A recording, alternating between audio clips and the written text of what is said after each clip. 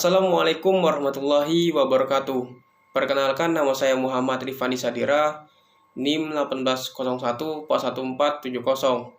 Saya dari kelas 5C, jurusan Pendidikan Guru Sekolah Dasar Fakultas Keguruan dan Ilmu Pendidikan Universitas Muhammadiyah Bangka Belitung. Baiklah, di sini saya akan menjelaskan mengenai pandemi COVID-19 yang meresahkan dunia dan memberikan dampak kepada semua aspek dan bahkan merubah tatanan dunia. Baiklah, di sini saya akan menjelaskan untuk memenuhi tugas ulangan tengah semester mata kuliah Keterampilan Berbahasa dan Sastra Indonesia, dosen pengampu Nurjana MPD. Dunia saat ini dikejutkan dengan sebuah penyakit yang mewabah disebabkan oleh sebuah virus yang bernama corona atau kita kenal dengan istilah COVID-19. Virus yang mulai mewabah ini pada tanggal 31 Desember 2019 di kota Wuhan, Provinsi Hubei, Tiongkok saat ini telah menyebar di berbagai seluruh penjuru dunia. Virus yang mencatat sejarah bahwa ratusan ribu bahkan puluhan ribu manusia di seluruh dunia menjadi korban meninggal dunia. Tercatat negara-negara yang memiliki kasus tinggi terpapar COVID-19 ini adalah Italia, Tiongkok, Spanyol, Amerika, Iran, dan bahkan Indonesia saat ini berada di posisi kasus yang tertinggi. Penularan yang sangat cepat dari sulitnya mendeteksi orang yang terpapar karena masa inkubasi COVID-19 ini kurang lebih 2 minggu menjadi penyebab banyaknya korban berjatuhan. Obat penawar yang belum bisa ditemukan dan membludaknya jumlah pasien terpapar COVID-19 menjadi penyebab kematian yang paling tinggi. Rumah sakit dan para medis yang menangani mereka kewalahan sehingga banyak pasien yang tidak tertangani atau terbengkalai begitu saja. Sulitnya alat pelindung diri atau APD bagi para medis menjadi penyebab pasien berjatuhan, termasuk dokter dan para medis yang lainnya juga terpapar COVID-19. Bahkan ada para medis atau dokter yang juga ikut menjadi korban meninggal dunia. Rumitnya penanganan wabah ini membuat para pemimpin dunia menerapkan kebijakan yang super ketat untuk memutus mata rantai penyebaran COVID-19 ini. Social distancing menjadi pilihan berat bagi setiap negara dalam menerapkan kebijakan untuk pencegahan penyebaran COVID-19. Karena kebijakan ini berdampak negatif terhadap segala aspek kehidupan. Pembatasan interaksi sosial masyarakat dapat menghambat laju pertumbuhan dan kemajuan dalam berbagai bidang kehidupan. Namun tidak ada pilihan lain karena cara ini adalah yang paling efektif. Kebijakan social distancing berakibat fatal terhadap roda kehidupan manusia. Masalah ekonomi yang paling terasa dampaknya karena hal ini menyentuh berbagai lapisan masyarakat. Tersendatnya laju ekonomi mengakibatkan tertutupnya kebutuhan primer manusia untuk memenuhinya. Karena negara akan sangat terbebani kalau harus menanggung segala kebutuhan pokok setiap penduduknya. Tak terkecuali bidang pendidikan juga ikut terdampak kebijakan ini. Keputusan pemerintah yang mendadak dengan meliburkan atau memindahkan proses pembelajaran dari sekolah atau madrasah menjadi di rumah membuat kelimpungan banyak pihak. Ketidaksiapan dari pihak sekolah dan madrasah melaksanakan pembelajaran daring menjadi faktor utama kekacauan ini, walaupun sebenarnya pemerintah memberikan alternatif solusi dalam memberikan penilaian terhadap siswa sebagai syarat kenaikan atau kelulusan dari lembaga pendidikan di saat situasi darurat seperti saat ini. Peralihan cara pembelajaran ini memaksa berbagai pihak untuk mengikuti alur yang sekiranya bisa ditempuh agar pembelajaran dapat berlangsung. Dan yang menjadi pilihan adalah dengan pemanfaatan teknologi sebagai media pembelajaran daring. Penggunaan teknologi ini juga sebenarnya bukan tanpa masalah. Banyak faktor yang menghambat terlaksananya efektivitas pembelajaran daring di antara lain saat ini. Yang pertama yaitu penguasaan teknologi yang masih rendah. Nah, kita harus ketahui bahwa tidak semua guru melek teknologi, terutama guru generasi X atau lahir pada tahun 1980 ke bawah, yang dimana pada masa mereka ini penggunaan teknologi itu belum begitu mendukung atau belum dikenal secara luas. Nah, sebenarnya mereka bukan tidak bisa, kalau mau belajar pasti mereka mampu, karena prinsipnya guru adalah manusia pembelajar yang harus selalu siap menghadapi perubahan zaman sekaligus mengikuti perkembangannya.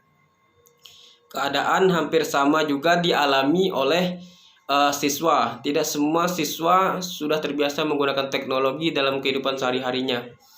Di sekolah pun mereka harus rebutan dalam menggunakan perangkat teknologi pendukung pembelajaran karena keterbatasan sarana yang dimiliki oleh sekolah atau madrasah ini, bahkan mungkin mereka tidak dikenalkan teknologi dalam pembelajarannya.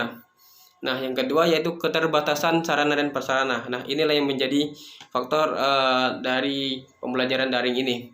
Kepemilikan perangkat pendukung teknologi juga menjadi masalah tersendiri. Bukan rahasia umum bahwa kesejahteraan guru masih sangat rendah. Jadi jangankan untuk memenuhi hal tersebut, untuk memenuhi kebutuhan pokok keluarganya saja masih banyak guru yang kesulitan. Hal ini pun bisa terjadi pada siswa, karena tidak semua orang tua mereka mampu memberikan fasilitas teknologi kepada anak-anaknya.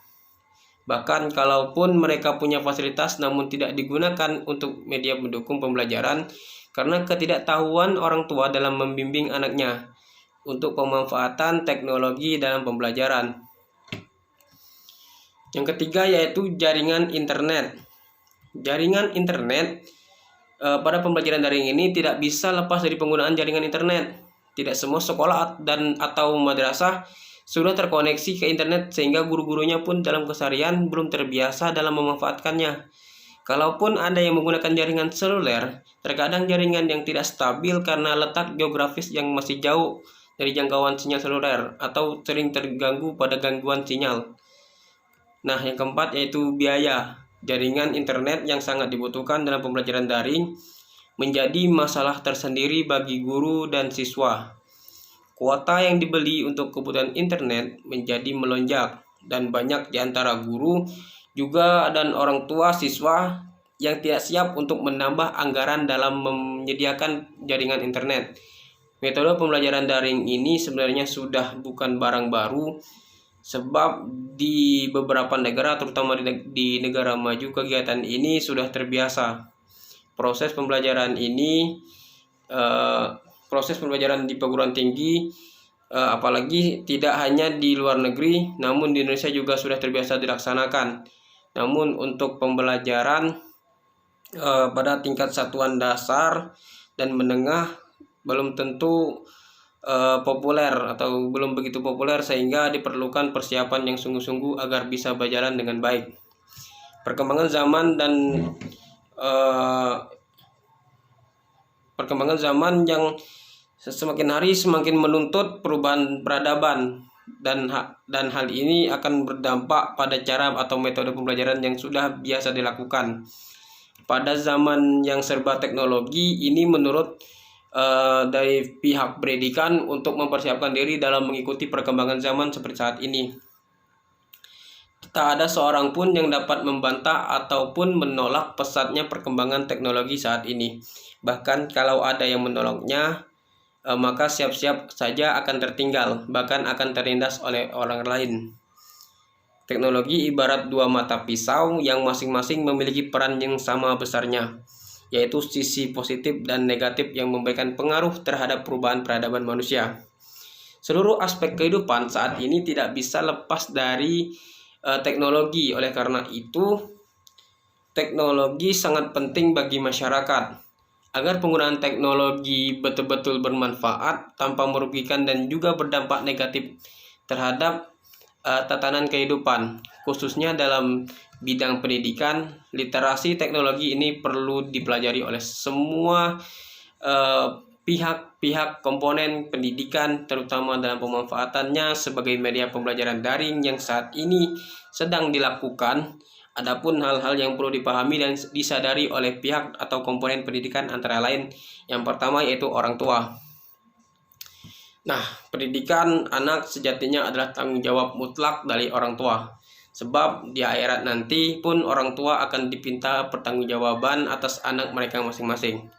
Kegiatan PBM yang dilaksanakan secara daring memaksa orang tua untuk terlibat langsung dalam kegiatan belajar mereka. Banyak pengalaman yang mereka rasakan ketika harus mendampingi.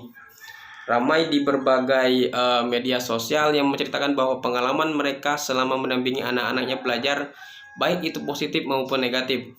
Seperti misalnya ternyata ada orang tua yang marah karena mendapatkan anaknya yang sulit diatur sehingga mereka tidak tahan dan menginginkan anak mereka belajar kembali di sekolah. Kejadian ini memberikan kesadaran kepada orang tua bahwa mendidik anak itu tidaklah mudah. Diperlukan ilmu dan kesabaran yang sangat besar. Sehingga dengan kejadian ini, orang tua harus menyadari dan mengetahui bagaimana cara membimbing anak-anak mereka dalam belajar. Diharapkan setelah mendapatkan pengalaman ini, para orang tua mau belajar bagaimana cara mendidik anak-anak mereka di rumah. Rumah merupakan tempat pertama dan utama dalam mendidik anak. Oleh karena itu, dengan dilaksanakannya pembelajaran daring ini, waktu anak-anak akan lebih banyak di rumah, dan mereka perlu bimbingan dari para orang tuanya. Fungsi rumah saat ini menjadi bertambah, yaitu sebagai sekolah. Orang tua harus belajar bagaimana mendidik dan memberikan ilmu pengetahuan kepada anak. Sebab fungsi guru atau sekolah hanya sebagai fasilitator. Nah, yang kedua yaitu guru. Pembelajaran daring harus menjadi penyadaran bagi guru bahwa peran mereka saat ini sebagai guru yang harus mentransfer pengetahuan suatu saat akan terganti oleh guru yang lebih canggih, yaitu guru mesin. Yang dimana media untuk mendapatkan ilmu pengetahuan saat ini sudah sangat banyak, tidak tergantung pada guru saja, yang bahkan masih banyak keterbatasan. Saat ini banyak media yang bisa berperan sebagai guru, bahkan ada istilah guru manusia dan guru mesin. Nah, teknologi bisa berperan sebagai guru.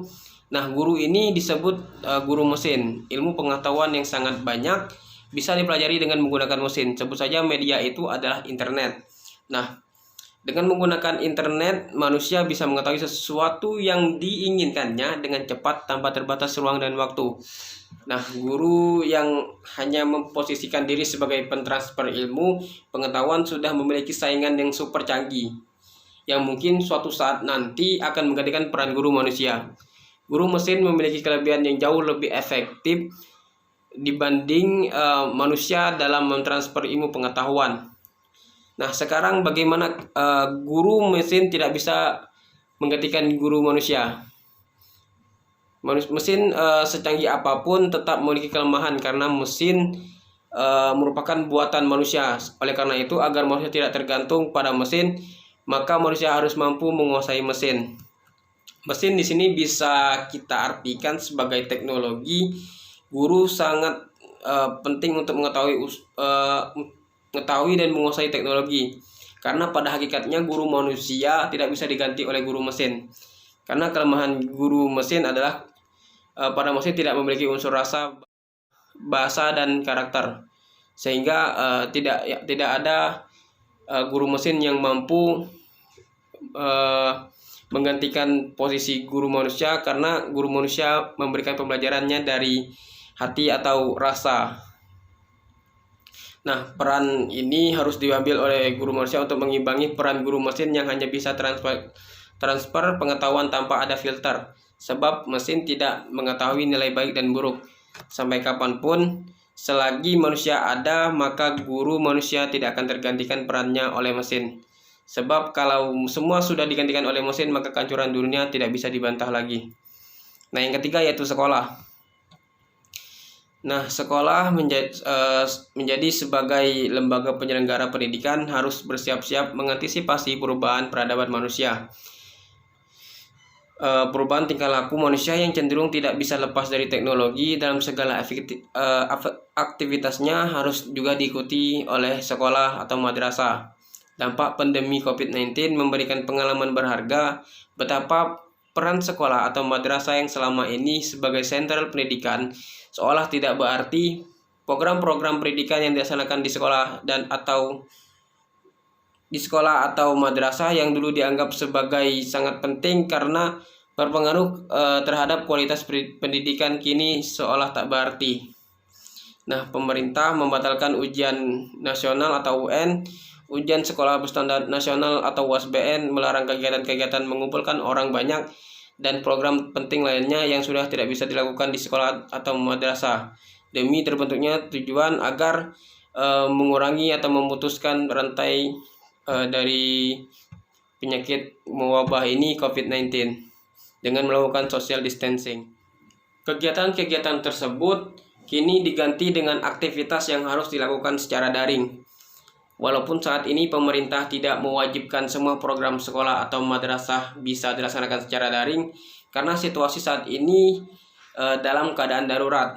Namun saya meyakini kegiatan daring saat ini bisa menjadi proses awal perubahan paradigma tentang pelaksanaan PBM dalam pendidikan, dari mulai prasekolah dan pendidikan sampai pendidikan tinggi. Oleh karena itu, kalau sekolah atau madrasah tidak ingin tersingkirkan oleh perubahan ini, maka mau tidak mau harus mengikuti perubahan ini. Sekolah dan madrasah harus mulai memikirkan bagaimana sarana dan prasarana penunjang untuk pembelajaran daring ini, melatih para guru menguasai teknologi pendukung pembelajaran daring, serta sosialisasi kepada siswa dan orang tua tentang perubahan metode pembelajaran yang akan dilaksanakan. Suatu saat nanti mungkin saja bangunan-bangunan megah sekolah atau madrasah yang awalnya ramai dengan hiruk-pikuk kegiatan guru dan siswa kini hanya tinggal kenangan dan menjadi tempat sepi, yang bisa jadi akan berubah fungsi karena tidak digunakan kembali untuk kegiatan pembelajaran. Manusia saat itu belajar tidak perlu harus pergi dan datang ke sekolah, cukup diam di rumah, mainkan komputer, laptop, atau gadget untuk melaksanakan kegiatan pembelajaran. Guru cukup menjadi pembimbing dan fasilitator dari jarak jauh yang aktivitasnya sama seperti siswa, yaitu memainkan gadget yang diperlukan untuk mendukung pembelajaran daring. Nah, situasi saat ini merupakan tantangan bagi dunia pendidikan. Mengubah manajemen pengelolaan pendidikan sangat diperlukan untuk mengimbangi perubahan yang sangat cepat. Metode pembelajaran manual dan konvensional saat ini mulai tergantikan dengan sistem digital daring yang tanpa dibatasi ruang dan waktu. Peran sekolah atau madrasah saat ini lebih dinamis, bukan lagi sekedar tempat berkumpul guru dan siswa yang melaksanakan PBM. Nah, begitu. Jadi per saat ini karena mulai tergantikan dengan sistem digital, guru tidak dibatasi ruang dan waktu. Nah, yang keempat yaitu pemerintah. Peran pemerintah saat ini sangat penting dalam menentukan kebijakan yang berkaitan dengan sistem pendidikan nasional. Semua lembaga pendidikan harus taat dan patuh terhadap aturan yang ditetapkannya. Sebab pendidikan nasional memiliki tujuan yang sama dalam upaya membangun bangsa. Dalam situasi darurat seperti ini, karena pandemi COVID-19 ini, pemerintah dengan cepat mengeluarkan kebijakan mengenai pelaksanaan pembelajaran daring yang harus dilakukan oleh setiap lembaga pendidikan. Nah, jika pandemi COVID-19 ini masih berlangsung, bagaimana cara pembelajaran bisa dilaksanakan? Menurut saya masih bisa dilaksanakan dengan cara pembelajaran daring ini, karena kan sekarang ini guru-guru sudah mulai bisa memahami cara penggunaan teknologi. Nah, mungkin masih ada yang terkendala, baik itu dari sisi guru maupun siswa. Mungkin terkendalanya dari sinyal dan maupun biaya dari kuota atau paketnya itu, karena kan saat ini kondisi ekonomi juga terpengaruh, kondisi pendidikan juga terpengaruh. Jadi mau nggak mau saat ini kita harus bisa menggunakan ide atau kreativitas kita dalam melakukan suatu pembelajaran agar nantinya kita tidak tertinggal. Itu saja yang bisa saya sampaikan. Saya akhiri, apabila ada salah kata saya mohon maaf, kepada Allah saya mohon ampun. Wabillahi taufiq wal hidayah. Wassalamualaikum warahmatullahi wabarakatuh.